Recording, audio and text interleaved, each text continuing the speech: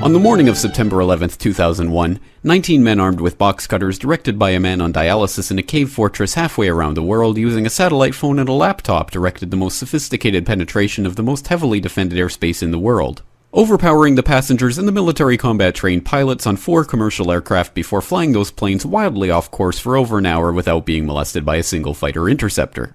These 19 hijackers, devout religious fundamentalists who like to drink alcohol, snort cocaine, and live with pink-haired strippers, managed to knock down 3 buildings with 2 planes in New York, while in Washington a pilot who couldn't handle a single-engine Cessna was able to fly a 757 in an 8,000-foot descending 270-degree corkscrew turn to come exactly level with the ground, hitting the Pentagon in the Budget Analyst Office where DoD staffers were working on the mystery of the $2.3 trillion that Defense Secretary Donald Rumsfeld had announced missing from the Pentagon's coffers in a press conference the day before, on September 10th, 2001. Luckily, the news anchors knew who did it within minutes. Osama bin Laden. The pundits knew within hours. Osama bin Laden. The administration knew within the day. Terrorists who committed these acts and those who harbor them. And the evidence literally fell into the FBI's lap. That a hijacker's passport was found blocks from the World Trade Center crash site, if you can believe that. But for some reason, a bunch of crazy conspiracy theorists demanded an investigation into the greatest attack on American soil in history. That investigation was delayed, underfunded, set up to fail, a conflict of interest, and a cover-up from start to finish. It was based on testimony extracted through torture, the records of which were destroyed.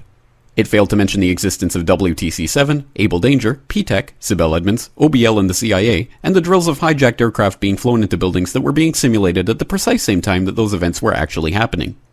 It was lied to by the Pentagon, the CIA, the Bush administration, and as for Bush and Cheney, well, no one knows what they told it because they testified in secret, off the record, not under oath, and behind closed doors.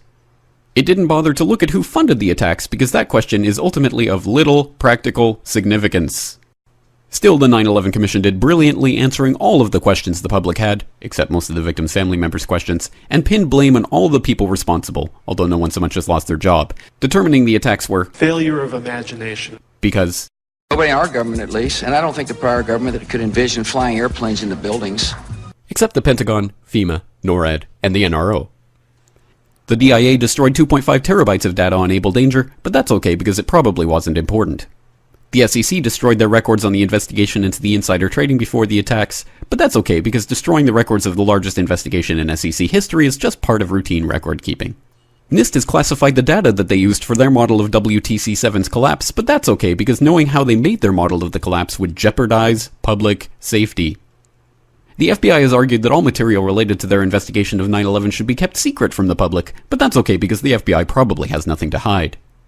This man never existed, nor is anything he had to say worthy of your attention, and if you say otherwise, you are a paranoid conspiracy theorist and deserve to be shunned by all of humanity. Likewise him, and her. And her, and her, and him. Osama bin Laden lived in a cave fortress in the hills of Afghanistan, but somehow got away. Then he was hiding out in Tora Bora, but somehow got away. Then he lived in Abbottabad for years, taunting the most comprehensive intelligence dragnet employing the most sophisticated technology in the history of the world for a decade, releasing video after video with complete impunity and getting younger and younger as he did so, before finally being found in a daring SEAL team raid which wasn't recorded on video, in which he didn't resist or use his wife as a human shield, and in which these crack special forces operatives panicked and killed this unarmed man, supposedly the best source of intelligence about those dastardly terrorists on the entire planet. Then they dumped his body in the ocean before telling anyone about it. Then a couple dozen of that team's members died in a helicopter crash in Afghanistan. This is the story of 9/11, brought to you by the media which told you the hard truths about his head could be seen to move violently forward. And they took the babies out of incubators. And mobile production facilities. And the rescue of Jessica Lynch.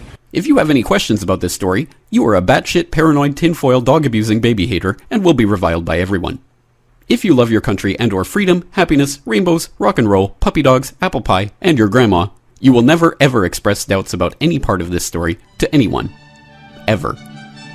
This has been a public service announcement by the Friends of the FBI, CIA, NSA, DIA, SEC, MSM, White House, NIST, and the 9/11 Commission. Because ignorance is strength.